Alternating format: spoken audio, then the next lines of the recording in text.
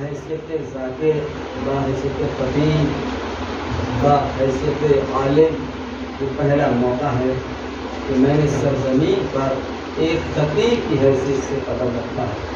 یوں تو یہ اس موضع میں اس گاؤں میں میرا یہ چوتھا دورہ ہے۔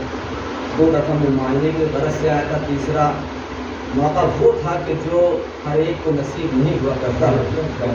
انسان خوش نصیب ہے، وہ بندہ خدا خوش نصیب ہے کہ جو پروردگار عالم اپنے گھر کی بنیاد اپنے بندے سے رکھتا ہے۔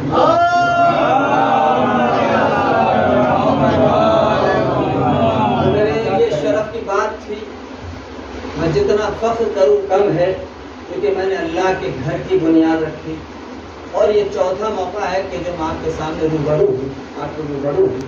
اس میں بھی وہ موقع ہر ایک کو نہیں ملتا، ہر ایک کی قسمت میں نہیں ہے۔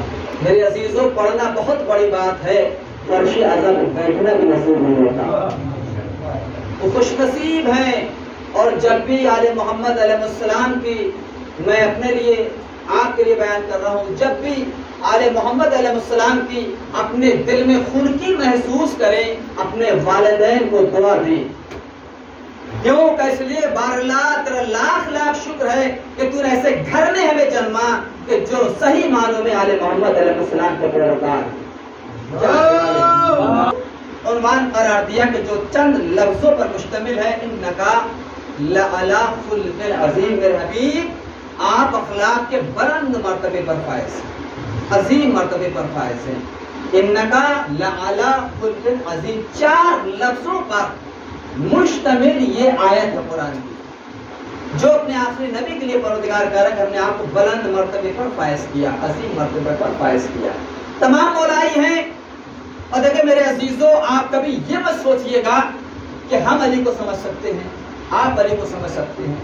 کوئی کائنات میں ایسی ذات شخصیت ہے ہی نہیں کہ جو علی کو سمجھ سکے۔ ایک مولانا یہ کیسے کہتے ہیں، نہیں، پوری ذمہ داری کے ساتھ میرے عزیزوں، میں نہیں کہہ رہا ہوں، کائنات کا رسول کہہ رہا ہے، کیا یا علی ما عرفک الا اللہ وانا، علی تجھے کسی نے پہچانا ہی نہیں سوائے میرے اور اللہ کے۔ اب اندازہ لگائیں کہ جسے اللہ اور نبی سمجھے تو اللہ کے بندے کیا سمجھیں گے۔ لیکن میرے عزیزوں، ایک بات یاد آ گئی، دل چاہتا کہ بیان کرتا چلوں۔ ایک مولا کا موالی ہے، ایک شہدا ہے، چاہنے والا ہے، تو مولا کائنات کا فضائل جب دشمن نے سنے تو کہنے لگا موالی سے، چاہنے والے سے، کہ یہ کیا بات ہے کہ آپ کہتے کہ علی کسی کو سمجھ میں نہیں آتا، علی کو پوری طرح کوئی درک نہیں کر سکتا۔ جناب بولول کے سامنے جب ہارون رشید نے کہا کہ یہ آپ کیسے کہتے ہیں کہ علی کسی کو سمجھ میں نہیں آ سکتا، کہ بے شک کائنات کے رسول کی حدیث ہے، علی ما عرفک الا اللہ وانا، علی تمہیں کسی نے نہیں پہچانا سوائے میرے اور اللہ کے۔ تو ظاہر سی بات ہے، یا تو رسول پہچانتے ہیں یا اللہ جانتا ہے، ہم کہاں پہچانتے ہیں، کہ یہ نہیں ہو سکتا۔ تو ظاہر سی بات، جناب بولول جیسا عقل مند، دانا، ہوشیار، جب اس کے سمجھ میں نہیں آیا ہارون رشید کے، تو مرتبہ جناب بولول آگے بڑھے۔ پوری توجہ میرے عزیزوں، میں اپنی گفتگو کا آغاز کر رہا ہوں۔ آگے بڑھنے کے بعد ایک چھوٹا سا زمین میں گڈھا کھود دیا، گڑھا کھودا، کھودنے کے بعد آگے بڑھے، کہا ہارون رشید کا کیا ہوا، کہا میں نے جو چھوٹا سا زمین میں گڈھا کھود دیا ہے، ایسا کر یہ دجلہ جو ندی ہے اس کا پانی اس میں بھر دو۔ نہیں اور کیا میرے عزیزوں، اس دجلہ ندی کا پانی اس گڈھے میں بھر دے۔ جیسے ہی ہارون رشید نے سنا کہ بولول تو پاگل ہو گئے، کہ کیا ہوا، کہ چھوٹے سے گڈھے میں اور اتنا بڑا دریا اس کا پانی کیسے سما سکتا ہے، کہ ہم پاگل نہیں ہوئے بلکہ تو پاگل ہو گیا۔ علی تیری عقل اتنی بڑی، علی اتنا بڑا، یہ چھوٹے سے گڈھے میں جب دجلہ کا پانی نہیں سما سکتا تو چھوٹی سی عقل میں اتنا بڑا علی کیسے سما سکتا ہے۔ کہ سمجھنے کے لیے ایسی عقل ہونی چاہیے۔ کائنات کے رسول نے سمجھا یا پھر اللہ نے سمجھا۔ بات آگے درج کرتا چلوں، یہ بولول جیسے دنیا دیوانہ کہتی ہے، اس سے علی جانتے ہیں دیوانہ ہے دانا۔ ہارون رشید کا واقعہ ہے۔ اب دیکھیں، یہ ہمارے بزرگ ہم نے سنا کہ یہ حکایت کہتے تھے، حکایت ہے، جبکہ واقعہ ہے، یہ جناب بولول کا واقعہ ہے، ہارون رشید کے دور کا واقعہ ہے۔ جناب بولول नदी में अपने पैरों को डालेंगे और पैर हिला रहे हैं। उधर से हारून रशीद का गुजर हुआ। हारून रशीद ने देखा क्या कर रहा है बोलो, उसको दुनिया दीवाना कहती है। चल मैं काम अंजाम दे रहा हूँ, मुंह अंजाम दे रहा हूँ। तो तू क्या कर रहा था? मैं बहुत परेशान हूँ। हारून रशीद कह रहा मैं बहुत परेशान हूँ। क्या परेशान हूँ? एक मसला है जो हल नहीं हो पा रहा है। तो कौन सा मसला है साहब है तुम्हारे? हाकिम है, बादशाह है, तुम्हें हल नहीं हो रहा है। चंद चीजें मेरे पास हैं जो मैं दरिया को अबूर करना चाहता हूं, पार करना चाहता हूं, लेकिन एक ऐसी चीजें हैं और एक एक करके उनको पार करना है। ये वाकया है हारून रशीद के दौर का, के दौर का। हमारे बुजुर्ग से हिकायत कहती है, पूरी तवज्जो मेरे अजीजों, जो अली का चाहने वाला कैसा होता है, नबी का मुहिब कैसा होता है। क्या है? क्या मेरे पास 3 चीजें हैं, एक शेर है, एक बकरी है और चंद पान है। इन तीनों को एक एक करके दरिया के पार करना है और शर्त यह है कि एक दूसरे को खाए नहीं। अब जाहिर सी बात है, शेर बकरी का दुश्मन है, बकरी पान की दुश्मन है। या ये कहा जाए कि शेर की ग़िज़ा हिरन है या बकरी है और बकरी की ग़िज़ा पान है। एक एक करके पार करना है। अब हारून रशीद ने भी कहा तो वैसे में कौन सी बड़ी बात है, मुश्किल काम है? तो क्या कह रहे हो? तो बहुत आसान फार्मूला है, बड़ी आसानी के साथ तय किया जा सकता है। तो अब बोलो, कुछ खबर की है तुम्हें? होश में भी हो? किससे बात कर रहे हो? बादशाह से बात कर रहे हो? हम जाने कब से परेशान हैं और तुम तो बड़ी आसानी से हो सकता है। हाँ, मैं अंजाम दे दूंगा, मैं इनको पार कर दूंगा। तो बोलो, बस सोच समझ के सौदा करना। तो क्या हुआ? शर्त क्या है कि अगर तुमने नहीं किया तो आखिर नतीजा मौत के सिवा कुछ नहीं है। मैं तैयार हूं, मैं तैयार हूं करने के लिए, अंजाम देने के लिए। दे सकते? कहा फिर बिस्मिल्लाह। क्या नहीं, मेरी भी शर्त है। कोई तवज्जो मेरे अज़ीज़ों, मौला के चाहने वालों, मवालियाने मौलाए मुतक़ियान, मेरी भी शर्त है। क्या तुम्हारी क्या शर्त है?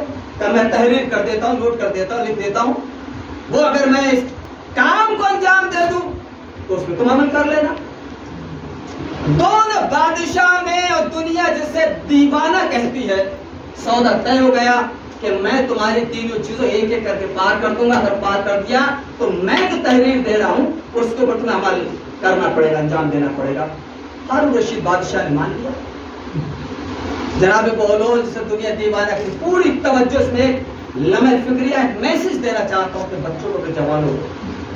वाकया के 12 सुनोगे, लेकिन नतीजा सुनिएगा। बोलो तैयार हो गए, सामने मौत है कि अगर अंजाम नहीं दे तो मौत।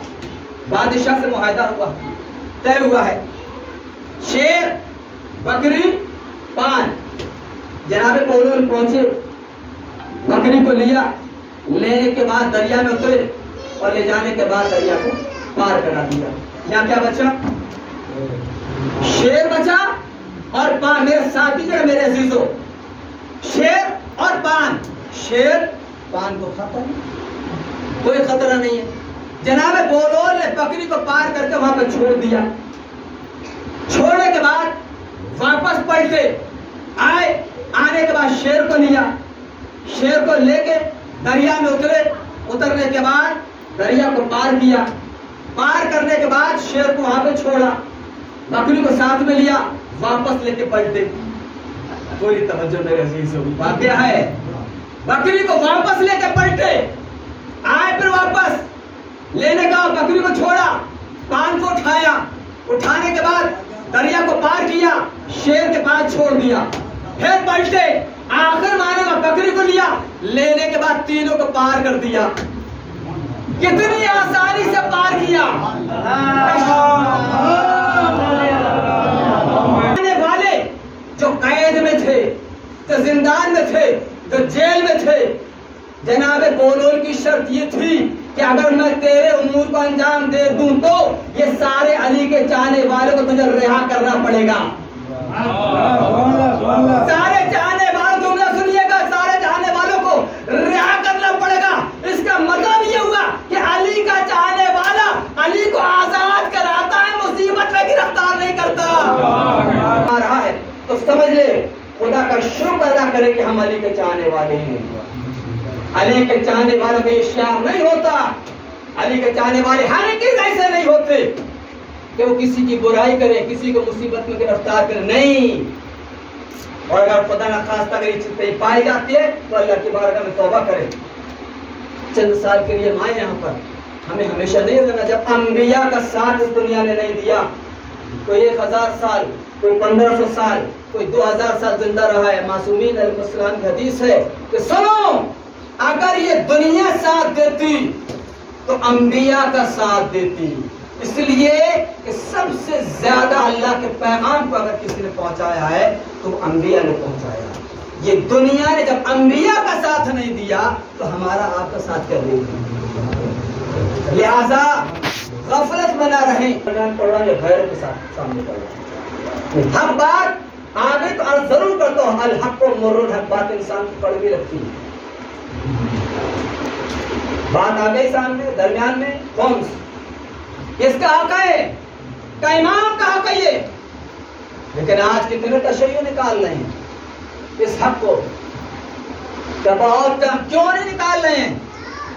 कहीं उनसे सवाल करिए। फिर याद रखें, अगर ये चीज नहीं हो रही है, अंजाम नहीं दे रहे हैं, ज़कात नहीं निकाल रहे हैं, तो ये पैसा भी पाक नहीं है। पूरी जिम्मेदारी से कह रहे हैं, ये पैसा भी पाक नहीं। मिसाल दे रहा हूं ताकि मेरे बच्चे भी समझ जाएं। मैं बरसनी में आया राशिद भाई के साथ घूमने के लिए, एजाज के साथ घूमने के लिए निकला। घूमते घूमते मैंने देखा कि पॉकेट बहुत मोटी लग रही है। मैंने बस होशियारी या हाथ की सफाई से मैंने चंद नोट पार कर दिए। अब तो खैर वो लाल वाला बंद हो गया, लेकिन आज भी 500 का तो चल ही रहा है। 4 से 10 नोट मैंने आहिस्ता से पार कर दिए। पार करने के बाद मैंने देखा रे तो 5000 10,000 में हाथ लग गए, तो बहुत बड़ी रकम है। गया मार्केट जाने के बाद मैं बेहतरीन महंगा कपड़ा खरीदा, 200 रुपये मीटर का कपड़ा खरीदा। अच्छे टेलर के हवाले कर दिया, टेलर ने बेहतरीन सिल के सूट दे दिया, कुर्ता पजामा। ईद का दिन आ गया, मैंने उस लिबास को ज़ेब तन किया, पहनने के बाद खाने खुदा में ईदगाह में मस्जिद पहुंच गया। इमाम के पीछे नमाज पढ़ी। सवाल आपसे ये है कि जो मैंने 5000 किसी के जेब से निकाले थे, बेहतरीन कपड़ा है, बेहतरीन खूबसूरत कपड़ा है, बेहतरीन टेलर ने सिया है, और मैंने बड़े खुशी के साथ इत्मीनान के साथ 2 रकत नमाज अदा की। सवाल आपसे ये है कि ये बता के मेरी नमाज कबूल हुई या नहीं? एक सवाल होके बोले, मेरी नमाज कबूल हुई या नहीं हुई? क्या मौलाना अदा नहीं हो सकती? मैं कहा क्यों? कैसे कि पैसा चोरी का था, पैसा चोरी का था। जैसे मुझे जवाब मिला, मैंने हाथों को कहा, मेरे भाई, जब एक गुनहगार इंसान की चोरी करके अगर मैं लिबास बना लूं तो उस लिबास में नमाज ना हो, अगर मासूम की चोरी करूं तो। बाना ने खुम्स का मसला बयान किया कि खुम्स निकाले। इमाम ने जिम्मेदारी ली कि बीमारी से तुम दूर रहोगे, परेशानी तुम दूर रहोगे, एक्सीडेंट तुम्हारा खुदा खत्म नहीं होगा। इमाम ने जिम्मेदारी ली। दरमियान में बंदा खुदा बंदा मोमिन उड़ गया। मौलाना आप क्या कह रहे हैं? कहा मैंने, मेरा इमाम कह रहा है। कहाँ जिम्मेदारी लेते हैं? अगर हम खुम्स का हिसाब कर दें तो परेशानी दूर हो जाएगी, बीमारी दूर हो जाएगी, खुदा न खास्ता एक्सीडेंट नहीं होगा। हाँ मैंने, इमाम कह रहे हैं। कहा ठीक है, आप मैच पढ़िए, मेरा हिसाब करिए, पूरी तवज्जो मेरे से। मैच तमाम हो गए, खत्म हो गए। कहा मौलाना तशरीफ लाइए, घर लेके गए, का हिसाब करिए। हिसाब किया गया, कई साल आपको कितना बचा? कहा मौलाना इस साल में 3 लाख का फायदा हुआ, 3 लाख का प्रॉफिट। फौरन डायरी में लिख दिया 3 लाख, तो हिसाब जोड़ा 3 लाख बचे, 3 लाख का खुद निकाल दिया। जज़ाकल्लाह, माशाअल्लाह। 3 लाख खुद से निकाला उन्होंने।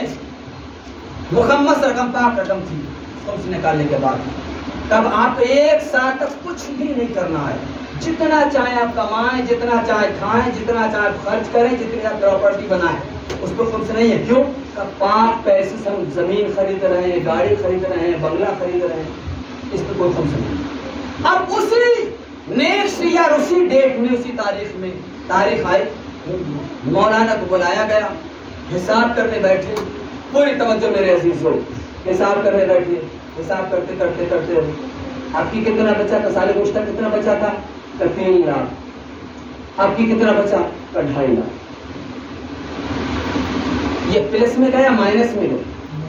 تو مائنس میں چلے گا 50,000۔ اب امام نے ذمہ داری لی ہے، امام کا تو اور جھوٹا ہو نہیں سکتا۔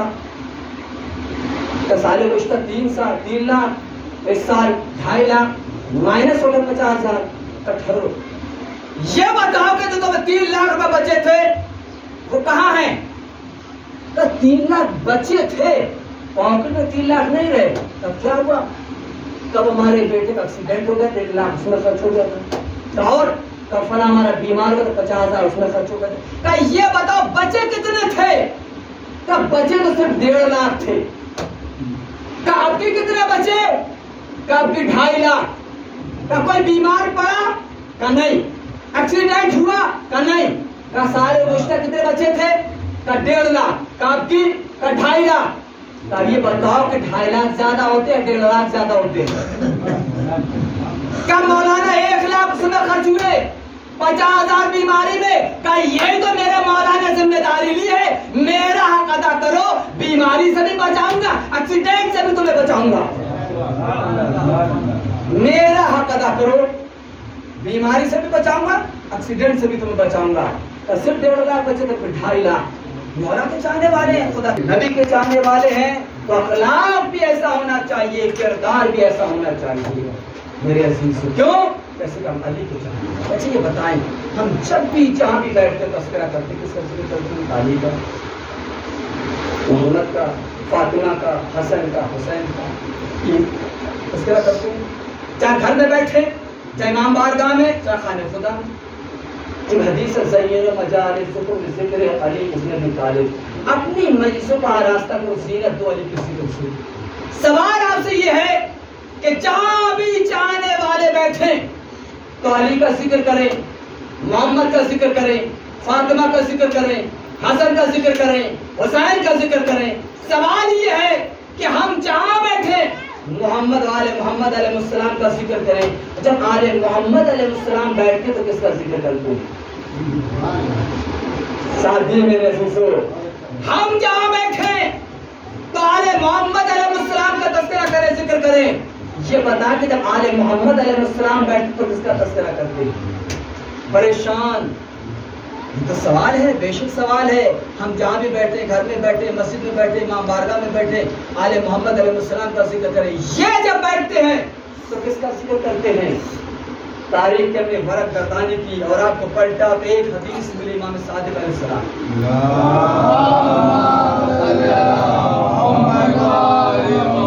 حدیث نے سارا دیا، ورفعنا ذکرک اعلی العلین۔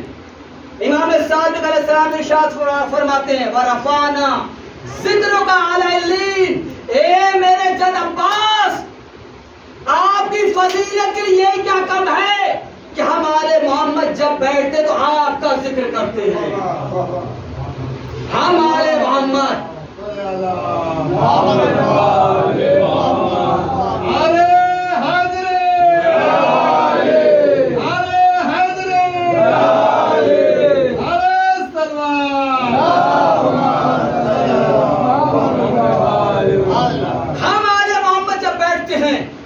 جد عباس آپ کا ذکر کرتے ہیں۔ اب اجازت ہے ایک جملہ کہنے کے لیے میرے عزیزو، کیوں؟ ہم جہاں بیٹھے تو آل محمد علیہ السلام کا ذکر کریں، آل محمد جہاں بیٹھے تو عباس کا ذکر کریں۔ اندازہ لگائے جملہ سنیے گا میرے عزیزو، اس کا مطلب یہ ہوا کہ ذکر عباس اتنا بلند ہے، اتنا بلند ہے، اتنا بلند ہے کہ ذکر عباس بلند لوگوں کے درمیان ہوتا ہے۔ نہیں غور کیا؟